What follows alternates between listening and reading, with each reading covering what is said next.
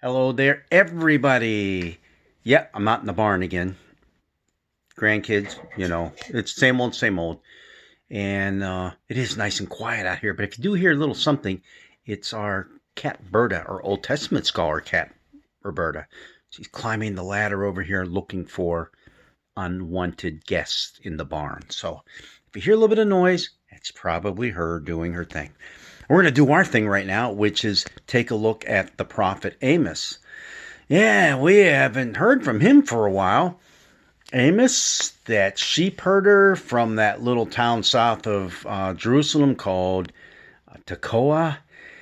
And what's he doing? He's up in the north country, up in Israel, giving a word, a prophecy from God.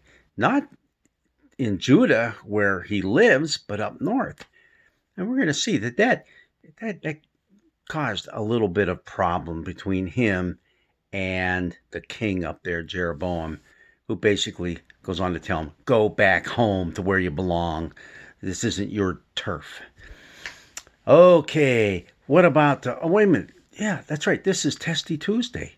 Yeah, so that's what we're going to do. We're going to talk about Amos and what he had to say and the vision that he had. In this vision that God gave him to speak to the people, he mentioned using a tool of the trade of builders. What is the tool that was used? I'm going to give you 4 answers. Let's see if you can remember good old Amos. Number 1, was it a plumb line? Number 2, was it a measuring stick? Number 3, was it a hammer? Or number 4, was it a saw?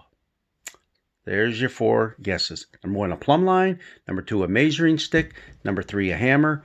Number 4, a saw. The answer is one of my favorite fruits, a plum. Oh, no, that's different. That's P-L-U-M. This is P-L-U-M-B, plumb line. Yeah, plumb line. One of these things that, hey, we have levelers now that we use, and those levels kind of keep us going. And the more advanced people, the ones who really know what they're doing, they got the ones with lasers and things like that. But hey, the good old-fashioned plumb line is just simply a weight attached to a string. And when it stops swinging, it's straight up and down, and you measure, and yeah, there we go. Well, in the vision, God called Amos to take the plumb line out there and put it right up against Israel and see how they measured up to what God had called them to do. And guess what? They didn't measure up. And that's what Amos told them. And Amos told them, hey, they're going to be destroyed because of that. They're going to be wiped out. And that's when the king Jeroboam said, get out of town. Our verses that we have for this coming Sunday are from chapter 7, and it starts with verse 7. And it goes on for a few verses after that. And let me just read the first couple verses. This is what he showed me. The Lord was standing beside a wall built with a plumb line in his hand. And the Lord said to me, Amos, what do you see? And I said, a plumb line. Then the Lord said, see, I am setting a plumb line in the midst of my people Israel. I will never again pass them by. The high places of Isaac shall be made desolate, and the sanctuaries of Israel shall be laid waste. And I will rise against the house of Jeroboam with the sword.